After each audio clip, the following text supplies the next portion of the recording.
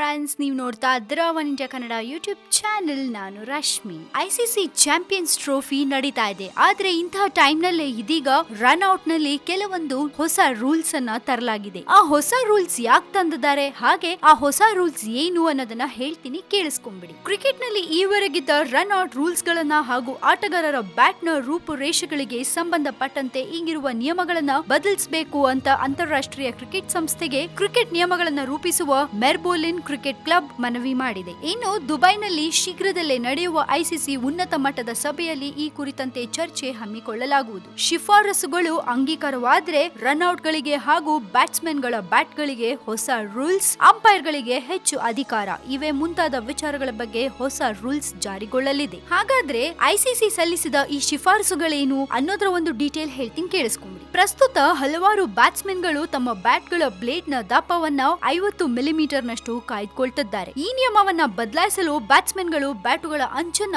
40 millimetre, blade ನ ದಪ್ಪ 67 millimetre ಮೀರಬಾರದು ಅಂತ ಶಿಫಾರಸು ಮಾಡಲಾಗಿದೆ. ಇನ್ನು ಪಂದ್ಯ ನಡೆಯುವಾಗ ಮೈದಾನದಲ್ಲಿ ಶಿಸ್ತಿಗೆ ಹೆಚ್ಚಿನ ಆದ್ಯತೆ ನೀಡಲಾಗಿದ್ದು, ಅನುಚಿತವಾಗಿ ವರ್ತಿಸುವ ಆಟಗಾರರನ್ನ ಮೈದಾನದಿಂದ ಹೊರಹಾಕುವ ಅಧಿಕಾರವನ್ನ ಅಂಪೈರ್ ಗಳಿಗೆ ನೀಡುವಂತಹ ಶಿಫಾರಸು ಕೂಡ ಮಾಡಲಾಗಿದೆ. ಹಾಗೆ ಬ್ಯಾಟ್ಸ್ಮನ್ ಗಳನ್ನ ಚುರುಕಾಗಿ ಸ್ಟಂಪ್ ಔಟ್ ಮಾಡಬಲ್ಲ ವಿಕೆಟ್ ಕೀಪರ್ ಗಳಿಗೆ ಹೊಸ ರೂಲ್ಸ್ ಗಳನ್ನ ತರಬೇಕು ಅಂತ ಎಂಸಿಸಿ ಹೇಳಿದೆ. ಆದ್ರೆ ಈ ಬಗ್ಗೆ ಯಾವುದೇ ಶಿಫಾರಸು ಮಾಡಿಲ್ಲ. ಇದನ್ನ ಐಸಿಸಿ ಹಾಗೂ ಎಂಸಿಸಿ ಪ್ರತಿನಿಧಿಗಳ ಸಭೆಯಲ್ಲಿ ಚರ್ಚಿಸಿ ತೀರ್ಮಾನಿಸಲು ನಿರ್ಧರಿಸಲಾಗಿದೆ. ಇನ್ನು ರನ್ ತಗೊಳ್ಳುವಾಗ ಬ್ಯಾಟ್ಸ್ಮನ್ ಕ್ರೀಸ್ ನ ಗೆರೆಗೆ ಬ್ಯಾಟ್ ತಾಗಿಸದೇ ಇದ್ರೂ ಆತನ ಬ್ಯಾಟು ಕ್ರೀಸ್ ನ ಬೌಂಡ್ರಿ ಒಳಗ್ ಬಂದ್ರೆ ಸಾಕು, ಆತ ರನ್ಔಟ್ ನಿಂದ ಬಚಾವಾದಂತೆ ಅಂದಿದೆ ಹೊಸ ಶಿಫಾರಸು. ಅಂದ್ರೆ ಬ್ಯಾಟ್ಸ್ಮನ್ ನ ಬ್ಯಾಟ್ ಕ್ರೀಸ್ ನ ಮೇಲ್ಭಾಗದಲ್ಲಿ ಏರಲ್ಲಿದ್ರು ವಿಕೆಟ್ ಕೀಪರ್ ಬೇಲ್ಸ್ ಎಗರಿಸಿದ್ರೆ ಅದು ರನ್ಔಟ್ ಅಂತ ಪರಿಗಣಿಸಕೂಡದು ಅಂತ ಹೇಳುತ್ತೆ ಈ ಶಿಫಾರಸು. ಸೊ ಇನ್ ಮುಂದಕ್ಕೆ ರನ್ಔಟ್ಸ್ ಅಲ್ಲಿ ನಾ ಹೇಳಿದ ಎಲ್ಲಾ ರೂಲ್ಸ್ ಕೂಡ ಇಂಪ್ಲಿಮೆಂಟ್ ಆಗತ್ತೆ. ಸೊ ಇದ್ರ ಬಗ್ಗೆ ನೀವು ಏನಾದ್ರೂ ಕಾಮೆಂಟ್ ಮಾಡ್ಬೇಕನ್ಸಿದ್ರೆ ಧಾರಾಳವಾಗಿ ನಮಗೆ ಕಾಮೆಂಟ್ ಮಾಡಿ.